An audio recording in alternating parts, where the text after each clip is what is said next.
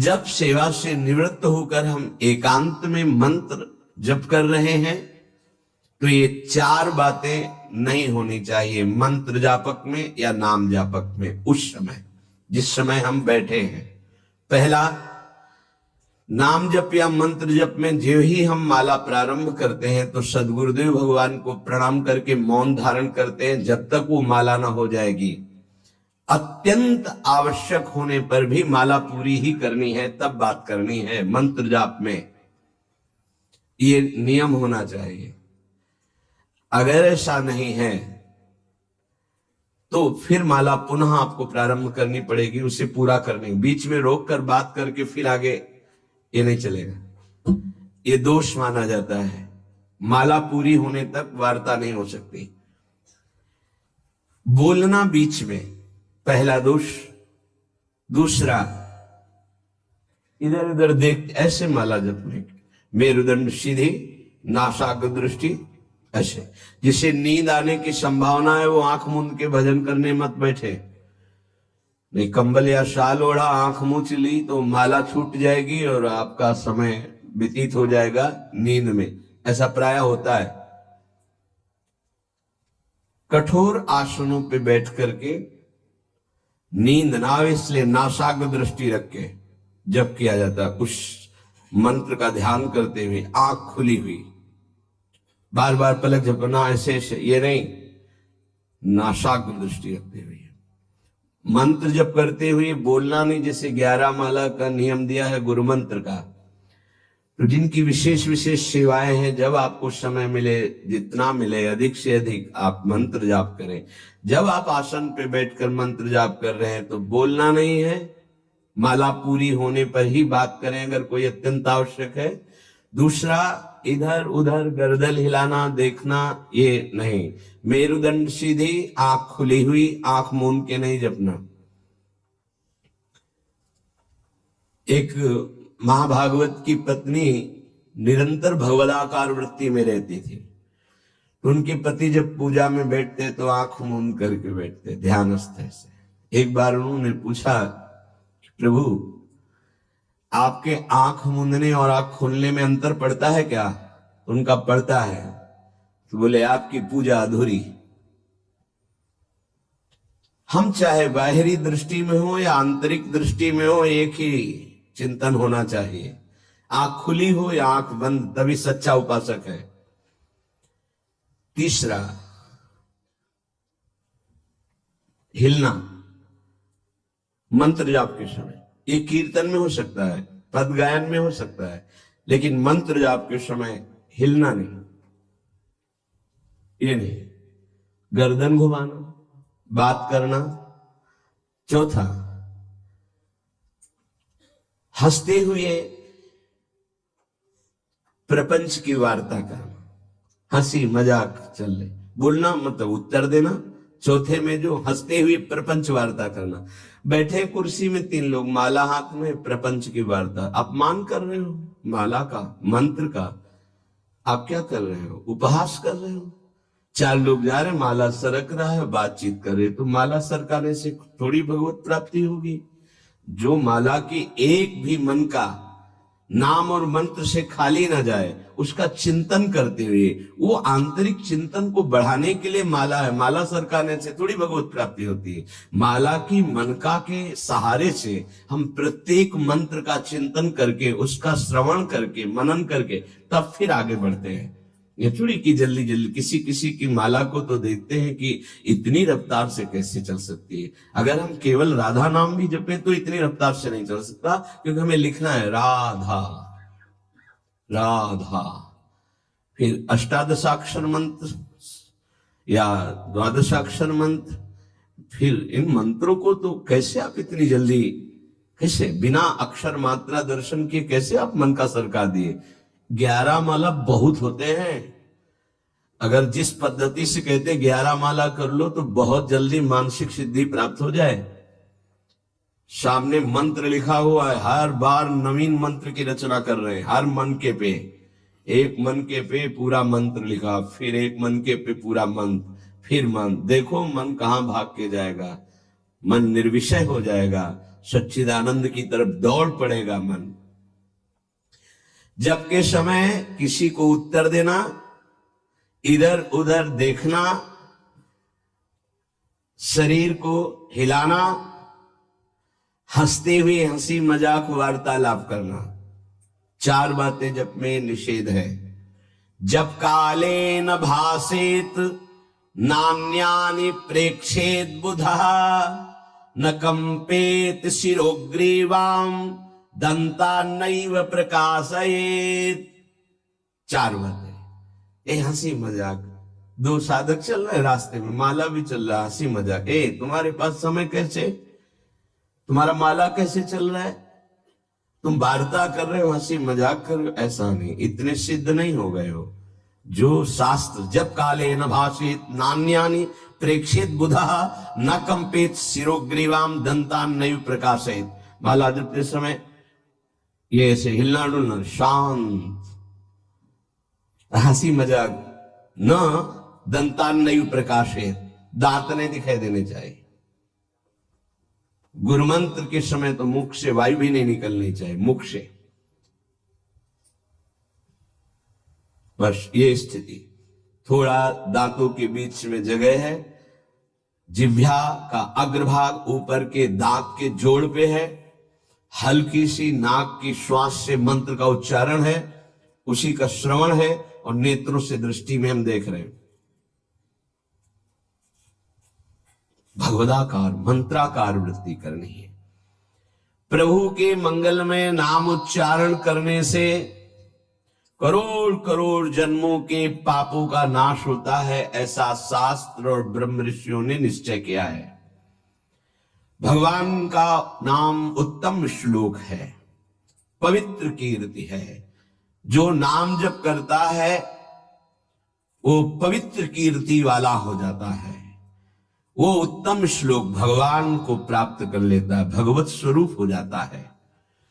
इस मार्ग में चलने वाले उपासक से, चाहे वो ज्ञान मार्ग का हो या भक्ति मार्ग का हो, कोई पाप बन जाए तो शास्त्रोक्त प्रायश्चित करने की आवश्यकता नहीं है। जैसे कृच्छ व्रत, चंद्रायण व्रत, बड़े बड़े कठोर व्रत पापों का प्रायश्चित करने के लिए हैं, वो केवल नाम जप, नाम कीर्तन अपना बढ़ावे, उसी से सारे प्रायश्चित हो जाएंगे।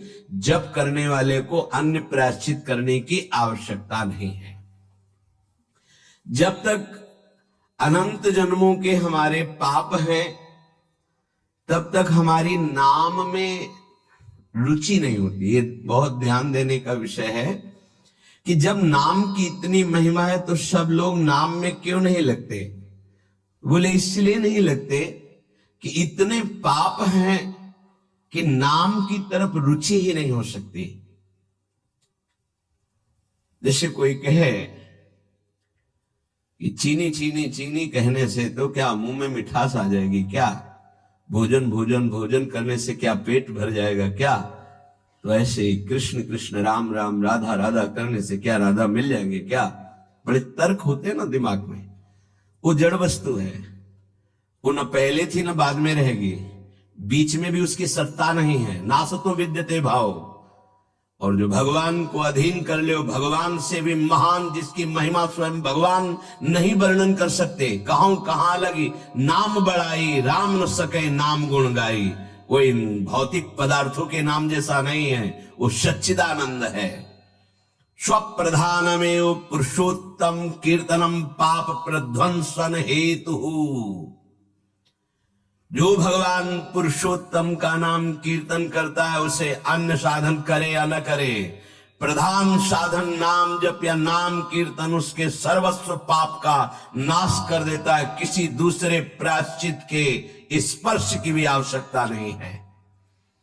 केवलमेव हरि कीर्तनम कृष्ण पापक्ष हेतु नान्य समुचितम नतरा मन्यांग भूतम।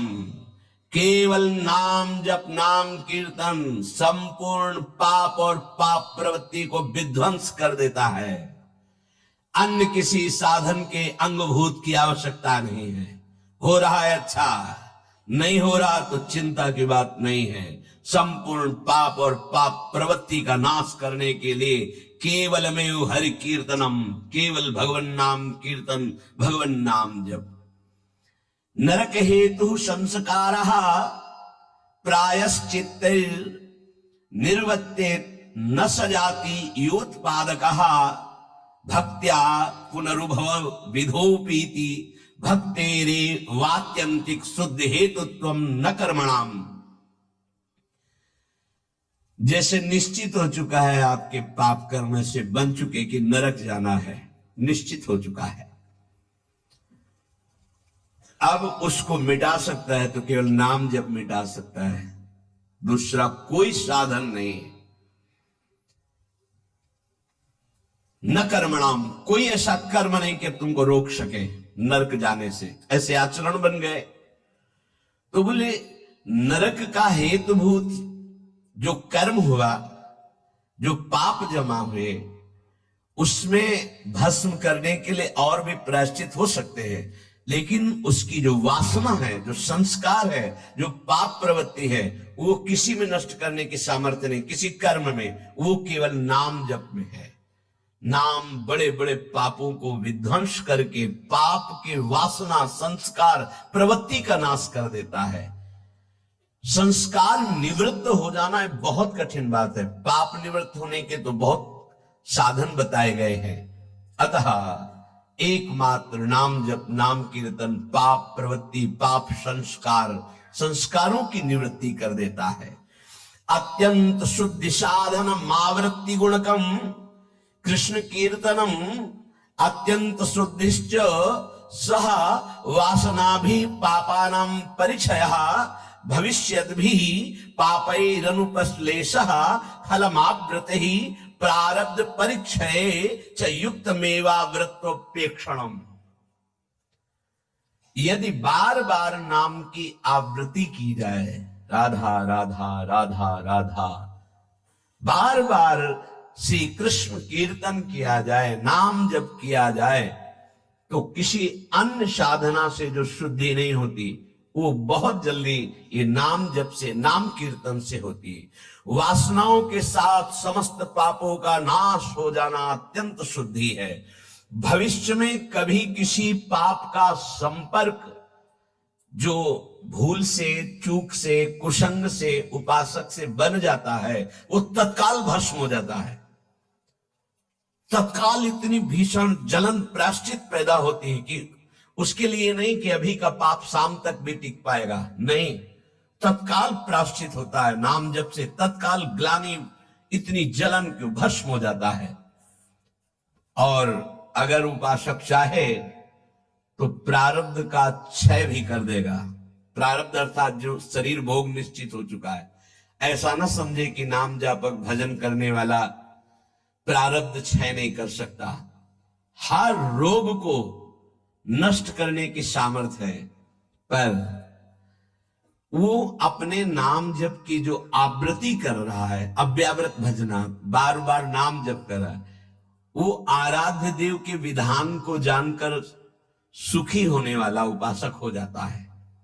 पाप क्षय हुआ, पाप की प्रवृत्ति का नाश हुआ, आगे भूल चूक से पाप हो जाए उसका भस्म करने की सामर्थ्य उसमें, प्रारब्ध को क्षय करने की सामर्थ्य होते हुए भी भक्त अपने प्रारब्ध को क्यों भोगता है? क्योंकि वो उस भजन से अपने आराध्य देव को प्रसन्न देख करके, मन जहां है सावई मना कृष्ण पदारविंद, अब उसे प्रारब्ध कोई दुखद नहीं लगता, अपने स्वामी का मंगल विधान लगता है, वो उसे सहज में भोग लेता है। यदि चाहे तो उसे तत्काल भस्म कर दे प्रारब्ध को। आगे इसका वर्णन करते हैं। अप्रारब्ध प्राचीन पापक्षय सकृत कीर्तनमेव साधनमिति निरपवादम अन्नवचनानि संत्य अनंतानि। प्रारब्ध से भिन्न पापों का क्षय समझना। अप्रारब्ध प्राचीन पापक्षय, बिना प्रयास के नाम जप से वो क्षय हो जाते हैं। प्रारब्ध के लिए संकल्प करना पड़ता है और भक्त संकल्प रहित होता है, इसलिए प्रारब्ध को भोगता है। जो प्राचीन पापाक्षय अप्रारब्ध, जो प्रारब्ध में नहीं है, पूर्व संचित जमा पाप कर्म है, वो सकृत कीर्तन में साधन मिति, एक ही साधन भगवन नाम कीर्तन, भगवन नाम जब वो स्वाभाविक नष्ट हो गया। निरपवादम, इसमें किसी का कोई तर्क नहीं है, पर प्रारब्ध को क्षय करने के लिए संकल्प करना होता है। ये मेरा रोग नष्ट हो जाए, ये कभी भक्त नहीं कर सकता। इसीलिए बड़े बड़े संतों को कष्ट में देखा गया। शारीरिक अप्रारब्ध स्वाभाविक क्षय हो जाएगा, पर प्रारब्ध के लिए संकल्प करना पड़ेगा। इसलिए भक्तजन अत्र वचनानि संत्यनंतानि, संतों के अनंत वचन पाए गए। क्या कि जैसे मेरे प्रभु रख रहे वैसे मैं बहुत राजी हूं, मेरे स्वामी जैसे मुझे रख रहे हैं, जोई जोई प्यारो करे सोई मुई भावे, तेरा किया मीठा लागे। क्या बड़े बड़े महापुरुष के तेरा किया मीठा लागे। प्रभु आप जो विधान कर रहे हो वो प्रारब्ध क्षय के लिए संकल्प नहीं करते। कीर्तनात् पापक्षय तदा वृत्त्या तद विषयाणाम वासनानाम प्रचयः अपचयश्च पाप वासनानाम ततो भगवज्जनो सेवा सात्यताम तदुपवर्णित महिमनि भगवती पुण्य श्लोक शेखरे भगवती नैष्ठिकी भक्ति तत्शोकादि नाम अत्यंतोच्छेद ततः सत्वस्य परमोत्कर्षः तत्व साक्षात्कारः ततो मुक्ति रीति अयमर्थः। ओह, बड़ी अद्भुत बात वर्णन कर रहे हैं। ये कीर्तन केवल पाप का ही नाश नहीं करता, नाम जप, ये नाम जप बार बार जो आवृत्ति की जाती है, इससे उपासना की वृद्धि होती है, वासनाओं का नाश होता है। इसके पश्चात भगवत प्रेमी महात्माओं का सानिध्य मिलता है। ये बड़े गूढ़ विषय है। जब तक आपके पाप क्षय नहीं हुए तो आप संतों के सन्मुख नहीं पहुंच सकते। भगवत कृपा हुई, कैसे पाप क्षय हुए? श्रवण सुजस सुनी आयऊ, जब कान में श्रवण में हमारे भगवतीय सिद्धांत नाम महिमा पड़ी तो सुन सुन के हमारे हृदय में इच्छा जागृत हुई, चलो संत दर्शन करते हैं। भजन का फल हुआ संत दर्शन, नाम जप का, नाम कीर्तन का फल हुआ भगवत प्रेमी महात्माओं का सानिध्य संग। ततो भगवज्जन सेवा सात्यतम, फिर उसके हृदय में उन महापुरुषों की सेवा करने का मन होता है। क्या करूं जिससे ये प्रसन्न हो जाए? फिर उन महापुरुषों के द्वारा ततस तदुपवर्णित महिमनि भगवती पुण्य श्लोक शेखरे भगवती नैष्ठिकी भक्ति, कैसे प्रभु में निष्ठा जागृत होती वो उपदेश करते हैं। किनको? निज जनों को। निज जन कौन? जो नाम जप नाम कीर्तन के द्वारा जिनका पाप क्षय हुआ, पाप वासनाएं नष्ट हुई, एक उपासना जागृत हुई कि हमें संतों का सानिध्य मिले, भगवत कृपा से संत सानिध्य मिला, उनके हृदय में एक नई इच्छा जागृत हुई, इनकी सेवा मिले, इनको कैसे प्रसन्न करूं। जब उनकी आज्ञा और सेवा में तत्पर हुए तब उन्होंने अपने हृदय की उपासना दे दी। उससे क्या हुआ? बोले भगवती नैष्ठिकी भक्ति, निष्ठा पूर्वक भगवान की भक्ति का जागरण हुआ। ततः शोकादि नाम अत्यंत उच्छेद, समस्त चिंता भय शोक दुख का जड़ से नाश हो गया। जब संत गुरुजनों के द्वारा दी हुई उपासना से भगवान की भक्ति हुई तो शुद्ध नैष्ठिक भक्ति का जागरण हुआ, तो शोक चिंता भय दुख क्लेश अशांति मृत्यु इनका सब भय जड़ मूल से उच्छेद हो गया। आदि नाम तथा शोकादि नाम अत्यंत उच्छेद, अत्यंत, अब दोबारा कभी ये नहीं जग सकते। तथा सत्व से परमोत्कर्ष, अब उसके हृदय में प्रेम का उत्कर्ष हुआ। अगर वो चाहता है कि तत्व साक्षात्कार तो परमोत्कर्षा तत्व साक्षात्कार तत्व मुक्ति, उसको तत्व बोध हो जाएगा और मोक्ष हो जाएगा। अगर वो ये नहीं चाहता है तो प्रेम प्राप्त हो जाएगा, भगवत लीला धाम में प्रवेश। दोनों तत्व बोध हो जाना या भगवत प्रेम, दोनों नाम जापक नाम कीर्तन करने वाले को प्राप्त हो जाता है।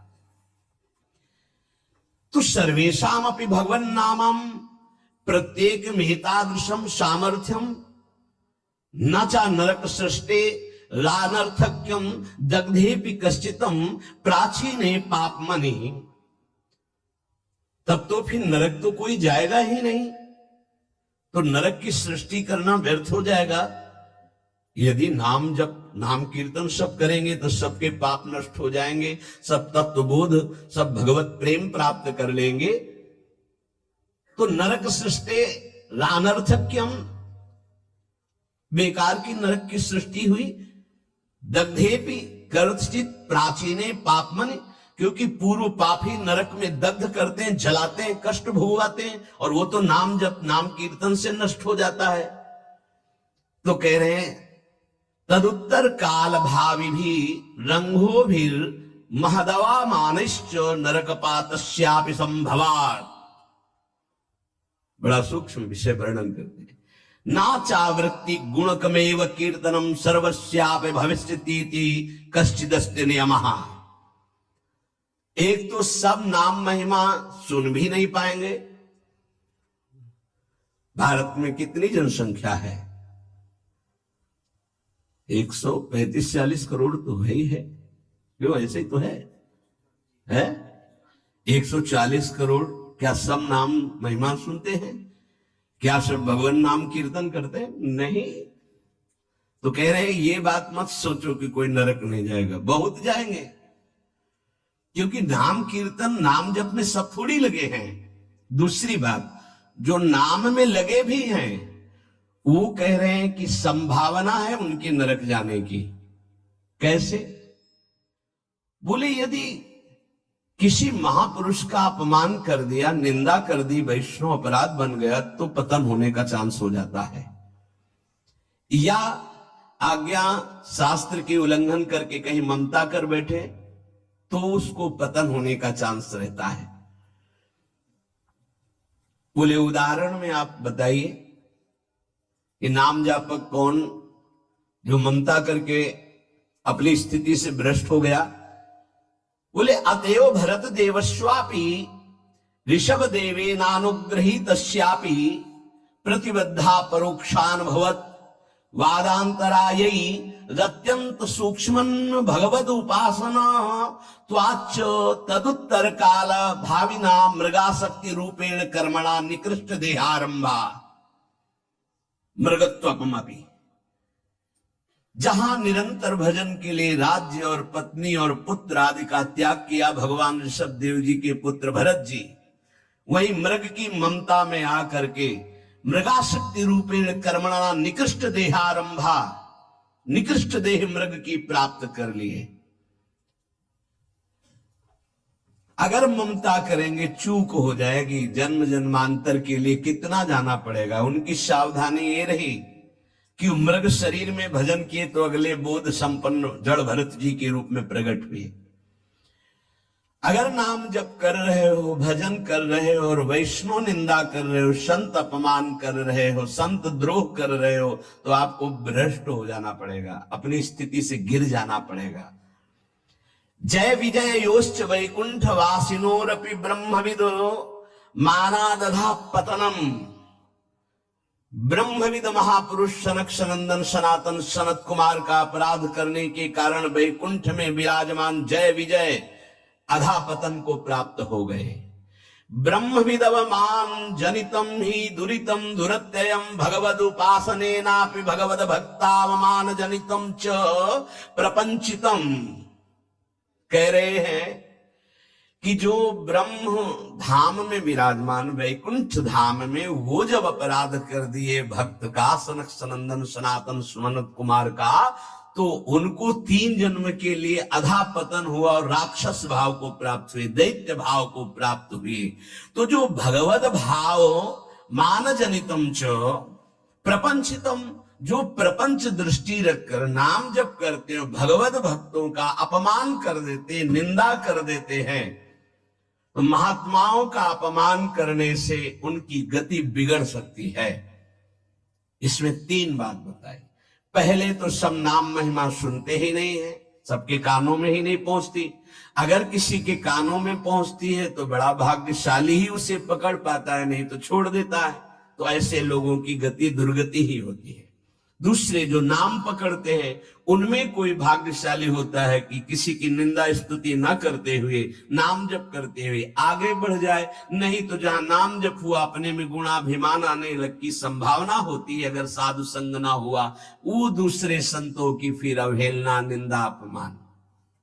देखो भाई, एक ही प्रभु है, 10-20 प्रभु नहीं है। उनके नाम अनंत हैं, उनके रूप अनंत हैं, उनकी उपासना अनंत है, उपासना की पद्धतियां अनंत है, मान सकते हैं। लेकिन प्रभु एक है, इसमें कोई संशय नहीं। अब प्रायः एक धर्मावलंबी दूसरे धर्मावलंबी की निंदा करना ही अपने धर्म की महानता समझी जाती है। हमारी समझ में कम आता है। हम किसी की निंदा कर रहे हैं, किसी का अपमान कर रहे हैं, किसी की अवहेलना कर रहे हैं, तो हम अपने आराध्य देव की आज्ञा का उल्लंघन कर रहे हैं। एकादश स्कंद में परमार्थ का जब निरूपण वर्णन हुआ बीच में, तो उसमें था ना किसी की निंदा, ना किसी की स्तुति। समझ में नहीं आता। हम समझते हैं हम अपने आचार्य की बहुत महिमा गा रहे हैं, अगर दूसरे आचार्य की निंदा कर रहे हैं, दूसरे इष्ट देव के नाम की निंदा करें तो हम अपने इष्ट देव को बहुत प्रसन्न कर लेंगे। नहीं भाई नहीं, अभी समझ में नहीं आई, अभी बुद्धि ठीक नहीं है। सर्वम खलमिदं ब्रह्म ने नानास्ति किंचन। श्री कृष्ण चंद्र जी कह रहे मत्ता परतरम नान्यत किंचित अस्ति धनंजय, मेरे सिवा कोई नहीं। फिर तुम उनके दास हो, तुमको नहीं दिखाई दे रहा तुम्हारा आराध्य देव स्वरूप में। अवहेलना, उपहास, दूसरे धर्म की अवहेलना अर्थात अपने आराध्य देव की, दूसरे वैष्णव की, दूसरे संत की, दूसरे उपासक की निंदा अर्थात अपने आराध्य देव की कह रहे हैं। जय विजय योश्च वैकुंठ वासिनोरपि ब्रह्मविदव मानादधः पतनम, अधः पतनम। वैकुंठ से पतन होना असंभव, लेकिन इस असंभव पद से भी पतन हो गया महापुरुषों का अपमान करने से। और तो सब छोटी बात है। इसलिए ध्रुवदास जी ने भी सिद्धांत विचार लीला में वर्णन किया, भक्तन के अपराध सो डरपत रहो। या एक अपराध है जो बड़ी बड़ी पदवी से तुम्हें भ्रष्ट कर देगा, तुम्हारे सारे सुकृत नष्ट कर देगा। भक्तन निंदा अति बुरी भूल करे, जिनको के सुकृत बहु जन्म के छिन में डारे खोए। अगर कहीं कोई दंभ पाखंड कर रहा, वो खुद भोगेगा, वो खुद ठग रहा है अपने आप को, खुद जल रहा है, तुम नहीं देख पा रहे। तुम अपने आराध्य देव को देखो, तुम अपनी उपासना को परिपक्व करो, तुम अपनी वासना को नष्ट करो, अपने हृदय में दंभ पाखंड मत आने दो। ये साधना है। नाम सर्व मंगलकारी। अगर महापुरुषों की स्थिति को देखो तो नाम में बहुत जल्दी प्रीति हो जाएगी। एक पलटू दास जी नाम के बहुत प्रेमी महापुरुष हुए हैं। पलटू दास जी बहुत बड़े भक्त हुए, अवधपुरी में रहते थे। ये स्वयं कह रहे हैं कि नाम भगवान ने ऐसी कृपा करी कि कीच मच गई नाम की। नाम की कीच बिना सने कोई जाएगा नहीं। भक्तों के पास ये होता है, उनके समीप जाओ, नाम सुनने को मिलेगा, नाम महिमा सुनने को मिलेगी, और तुम्हें नाम में लगना ही पड़ेगा। ऐसी भक्ति चलावे मची नाम की कीच, मची नाम की कीच बूढ़ा और बाला गावे, पर्दे में जो रहे शब्द सुन रोवत आवे। जैसे बोरी सखी हा प्रियाजू, हा लाडली, तो जो सुने कदम रुक जाए और हृदय में द्रवण क्रिया हो जाए, आंखों में आंसू आने लगे। प्रियाजू बाबा पे कृपा कर दो। पलटूदास बाबा जी से जब वो जोर से भगवान नाम उच्चारण करते तो कोई पर्दे में कहीं भी, घर मकान कहीं भी उसके कान में पड़ता तो रोना आ जाता। ऐसी नाम की प्रीति उनके हृदय में जगी। बोले कीच मचा दी नाम की अवध में, पलटू दास बावल ऐसी भक्ति चलावे, मची नाम की कीच, मची नाम की कीच बूढ़ा और बाला गावे, पर्दे में जो रहे शब्द सुन रोवत आवे, सामने उपस्थित हो जाए। भक्ति करे निर्धार रहे त्रिगुण ते न्यारा, आवे दे लुटाए आप ना करे आहारा। जितना वैभव सुख संपत्ति आवे सब संत सेवा में, भगवंत सेवा में आप अपने हिसाब से चलना, ना करे आहारा, उस संपत्ति का भोग नहीं। भक्ति करे निर्धार, कोई आधार नहीं, कोई पदवी, कोई मोक्ष, कोई कल्याण, कोई निमित्त नहीं। सहज भक्ति रहे त्रिगुण ते न्यारा, सतोगुण रजोगुण तमोगुण तीनों से ऊपर उठा हुआ महापुरुष नाम जापक साधु। आवे दे लुटाए आप ना करे आहारा, आए हुए संपत्ति वैभव को संत सेवा भगवंत सेवा आप उसका भोग नहीं। मन सबको हरिले सबन को राखे राजी, सबन को राखे राजी, ये भक्ति की महिमा है। मन सबको हरिले सबन को राखे राजी, किसी का भी द्रोह नहीं। भक्त के सामने कोई भी आ जाए, किसी भी संप्रदाय का, किसी भी धर्म का, सबका आदर, सबका स्वागत, सबको सुख प्रदान करना। क्या जानो भक्ति का स्वरूप क्या है? मन सबको हरिले सबन को राखे राजी।